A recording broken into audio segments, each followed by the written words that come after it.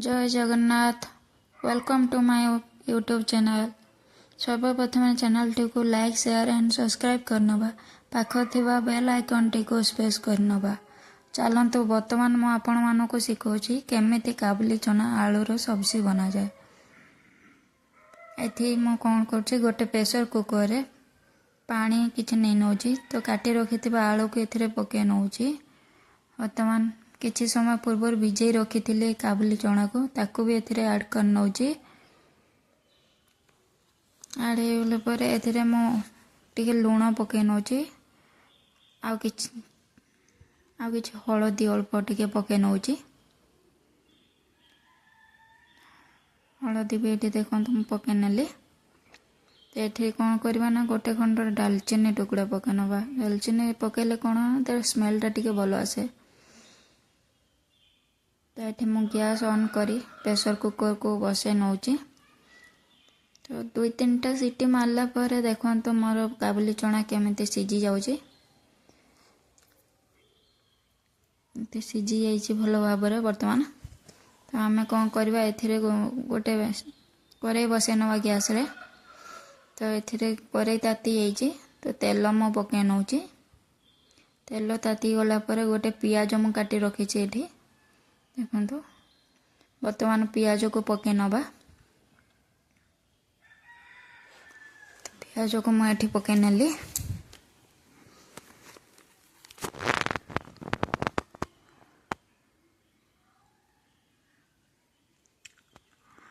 पियाज को एमती टी गोल्डन ब्राउन हवा पर्यंत आम ताको छाड़िबा।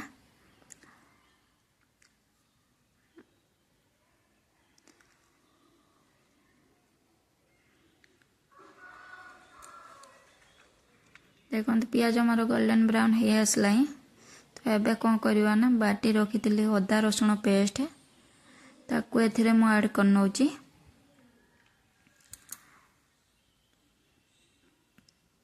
तो एथिरे एबे आमे कौन करवा लंका अल्प किछि पके नवा लंका पाउडर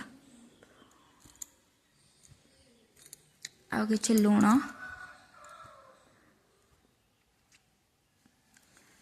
लुण ये मुझे पके नौची। अल्प लुण देवे कहीं आम सीझारे भी पकई लुण तो बेसी देवेनि ना लुणिया हो। तो अल्प पकेबे मसला रे लुण। तो ये मसला टिके ये कषि आसला पर टमाटो मुझे पके नौची।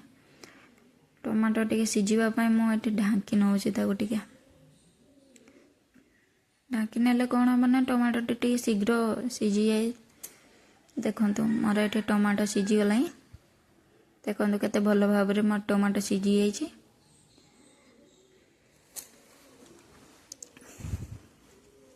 तो एमती भल भाव में कषि नवा मसला टी को।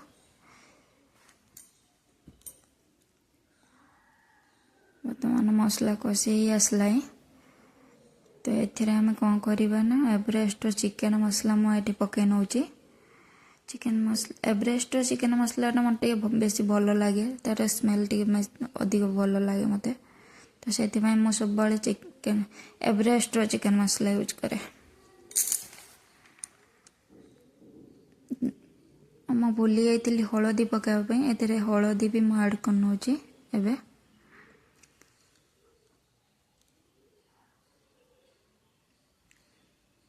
तो मसला पूरा रेडी हो गला। आम सीझे रखी काबुली चना आलू को ताको ये आम एबे पके नौचा। तार पानीटा देवेनि पानी को अलग करने कहीं ये चना को फास्ट पके कि प्रथम किसी टाइम माने आम कषि नवा। टिके कषि गला पर आम जो सीझा रखी जो पानी सीझे से पानी को आम रखी से पानी को आम वर्तमान ऐड कर नवा।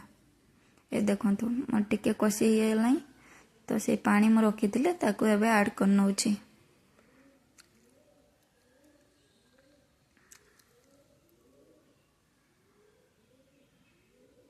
से पानी को मुझे दे नहीं देखो। तो ये आम कौन करवा ना आंच को टिके स्लो करदे।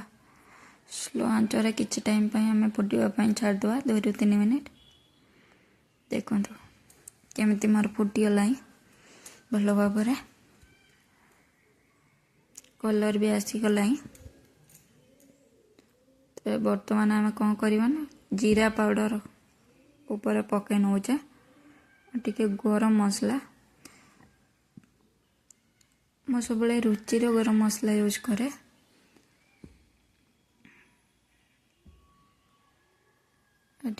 काटी रखी धनिया पत्र भी एथिरे मैं ऐड कर नौची। सब दे सारा पर बर्तमान आम गैस को ऑफ कर दवा। देखो मुझे गैस को ऑफ कर नहीं आ देखो रेडी हो जाए आमर काबुली चना आलू सब्जी केते सुंदर देखा जाउछ ना। देखो आ यार टेस्ट भी बहुत भल लगे।